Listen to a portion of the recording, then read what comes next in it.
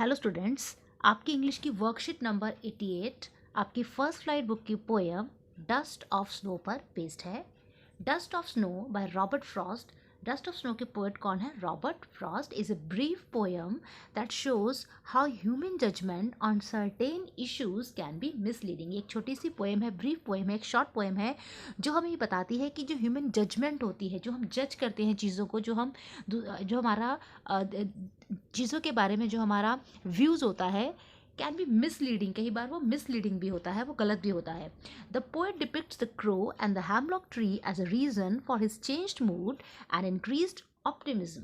जो पोएट है वो क्रो को डिपिक्ट करता है और हैमलॉक ट्री को डिपिक्ट करता है, एक रीज़न, एक कारण बताता है कि जो पोएट है उसका जो मूड है वो चेंज हो जाता है, और जिसको ऑप्टिमिज्म है, जो पॉजिटिव, ऑप्टिमिज्म का मतलब होता है पॉजिटिव सोच, जो आशावादी एटीट्यूड होता है, दृष्टिकोण होता है, वो उसका इंक्रीज हो जाता है, बढ़ जाता है।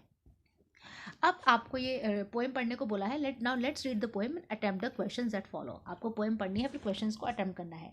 Dust of snow by Robert Frost. The way a crow shook down on मी। जिस तरह से जो पोएट है वो पेड़ के नीचे बैठता है, हेमलॉक ट्री के नीचे बैठता है, और ट्री के ऊपर एक क्रो आकर बैठ जाता है, और जो क्रो है वो उसके ऊपर डस्ट ऑफ स्नो गिरा देता है। So a way a crow shook down on me the dust of snow from a hemlock tree.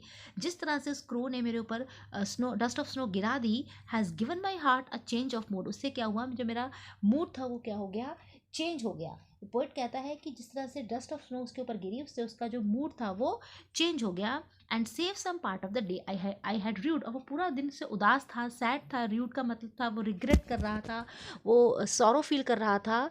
अब जो उसका जो मूड था वो बिल्कुल चेंज हो गया, और जो बचा हुआ दिन था, द पार्ट ऑफ डे था, वो सेव हो गया। अदरवाइज वो वाला पार्ट भी उसका रिग्रेट करने में, दुखी होने में वेस्ट हो जाता। अब क्वेश्चन नंबर ए है हमारा। क्वेश्चन फर्स्ट का ए पार्ट है, where was the crow sitting. Crow कहाँ बैठा था?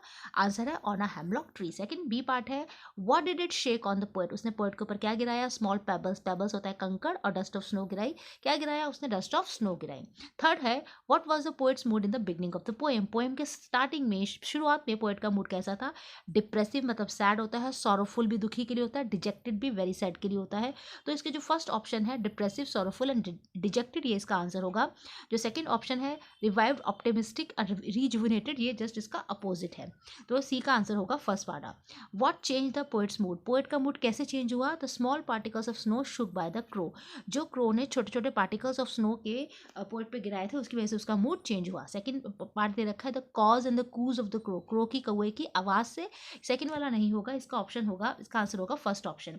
ई पार्ट है, which word in the poem does not correspond to rued. Rued का मीनिंग होता है सैड होना, उदास होना। तो र्यूड से रिलेटेड जो वर्ड यहाँ पर नहीं है वो हमें यहाँ पे मार्क करना है।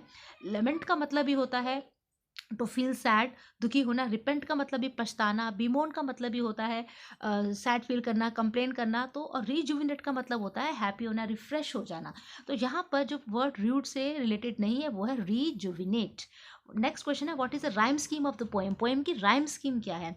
तो क्रो को अगर हम ए बोल दें, मी को बी बोल दें, तो स्नो फिर से ए हो जाएगा, और ट्री फिर से बी हो जाएगी। हार्ट को अगर हम सी बोल दें और मूड को डी बोलते हैं, तो पार्ट भी सी हो जाएगा और रूट भी डी हो जाएगा। तो A B C D C D, A B C D, ये इस पोएम की क्या होगी? राइम स्कीम होगी। उसके बाद जी वाला हमारा जो पार्ट है, जी वाले पार्ट में हमसे पूछा गया है, how was the poets day saved. इस तरह से आपको शॉर्ट में आंसर्स लिखने हैं। तो how was poet's day saved, तो इसका आंसर हम लिख सकते हैं, the rest of the day of the poet was save from ruing. पछताने से, दुखी होने से, रिग्रेट करने से उसका दिन बच गया, क्योंकि अब वो कैसा फील करने लग गया? He started feeling happy and refresh. उसे हैप्पी और रिफ्रेश फील होना स्टार्ट हो गया। उसके बाद अगला क्वेश्चन आपसे पूछ रखा है, state any two versus depicting the figure of speech alliteration. Alliteration के आपको तो एग्जांपल्स देने हैं। तो एलिट्रेशन क्या होता है? जब बिल्कुल जो एडजेसेंट साथ साथ वाले जो वर्ड्स होते हैं उसमें कोई जो फर्स्ट लेटर या कोई साउंड रिपीट होता है एडजेसेंट वर्ड्स में, तो उसे एलिट्रेशन बोलते हैं। जैसे कि जो हमारा फर्स्ट वाला लाइन है, एंड सेव्ड सम पार्ट, इसमें एस और एस क्या हो रहा है? रिपीट हो रहा है। ऐसी जो सेकंड वाली लाइन है, इसमें हैज़ गिवन माई हार्ट में एच और एच का जो साउंड है वो रिपीट हो रहा है। तो ये किस चीज़ के एग्जाम्पल है? ये एलिट्रेशन के एग्जाम्पल्स हैं, और आपकी पोएम में एग्जाम्पल्स भी आए हैं।